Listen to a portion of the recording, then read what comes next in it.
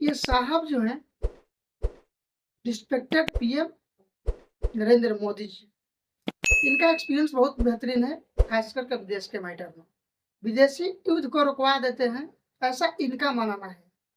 लेकिन अपने घर में क्या हो रहा है, अपने परिवार में क्या हो रहा है, घर और परिवार से मेरा लेना देना यह है कि मेरा देश और मेरे देश के नागरिक के प्रति क्या हो रहा है, इसके बारे में मुझे पता नहीं है। मतलब पीएम साहब को पता नहीं है। कैसे पता नहीं है?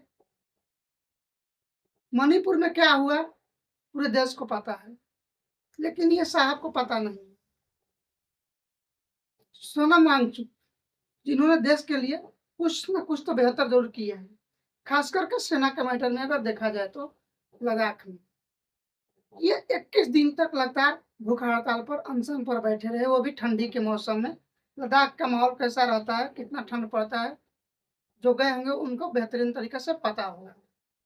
दूसरे साइड में ये साहब ये वादा करते हैं भारत के हर एक नागरिक से कि भारत के 80 करोड़, भारत के 80 करोड़, बढ़िया से सुन लीजिएगा, जो नागरिक हैं उनको प्रति महीना 5 किलो राशन बीजेपी सरकार दे रही है और अगले 5 सालों तक देती रहेगी। मतलब 2028 तक, 24 में हम लोग अभी जी रहे हैं, 2028 तक दे रही है, देती रहेगी। मतलब क्या है कि अभी भी देश गरीबी से बाहर नहीं निकलेगा। 10 साल का कार्यकाल हमने पूरा कर लिया और 5 साल अभी और दीजिए बढ़िया से, कि बुढ़ापा भी बीत जाए, उसके बाद युवा लोग अपना समझे कैसे आगे जाना है। तो दोस्तों प्लीज आप लोग इस चैनल को सब्सक्राइब कर लीजिए और बेल आइकन को भी हिट करके वीडियो को शेयर कर दीजिएगा। चलिए आते हैं मुद्दा पे।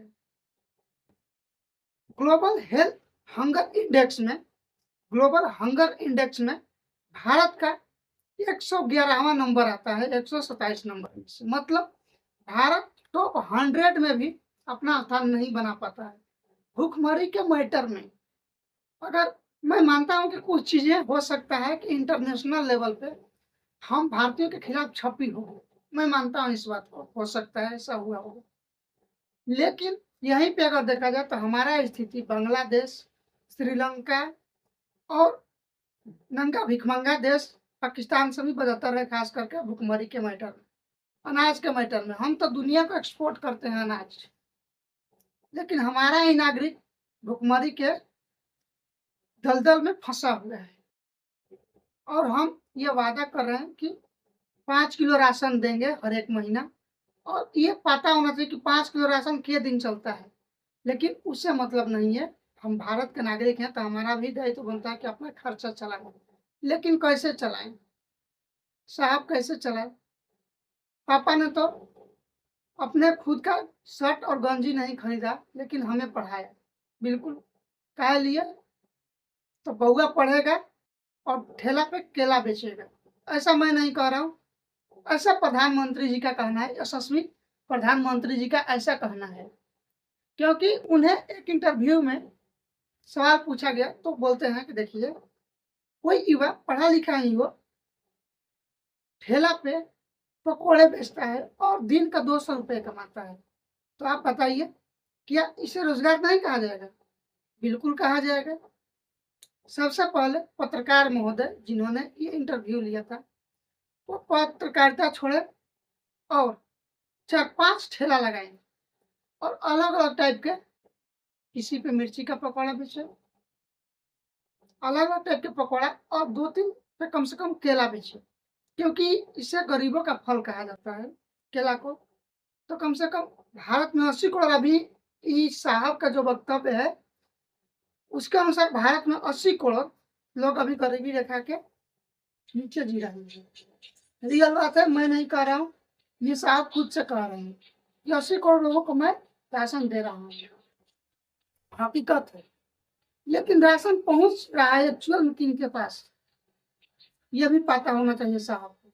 मैंने खुद इन आंखों से देखा है कि राशन दुकान पे जहाँ राशन बढ़ता है वहां पे महिलाएं, एक महिला जाती है, उसके 2-3 छोटे छोटे बच्चे हैं, उसको एक्चुअल में जरूरत होता है राशन का, लेकिन उसे राशन कार्ड में नाम ही नहीं है।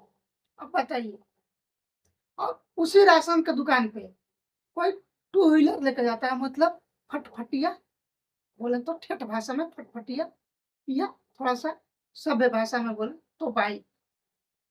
और बोरा भर के लाता है। आप बोलेंगे बोरा भर के क्यों लाता है? 8-10 गो परिवार है तो 50 किलो तो हो ही गया। 10 गो परिवार है, 5 किलो के हिसाब से 50 किलो राशन वो लेके आता है, लेकिन वहीं पे जिसको एक्चुअल में जरूरत है उसे नहीं मिल पाता है। और ये साहब दे रहे हैं 80 करोड़ लोगों का राशन।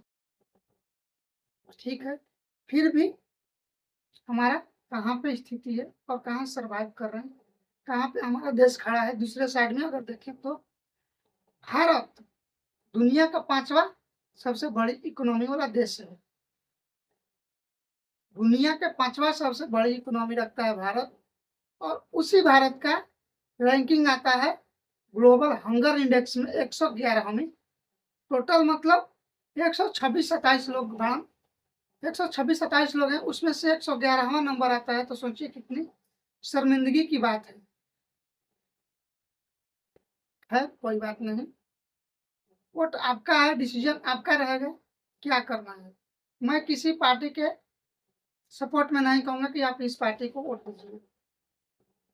और ये जो राशन बांट रहे हैं साहब, ये राशन भी यूपीए सरकार का दिया हुआ है। कानून जब आया था 2013 में, ये राशन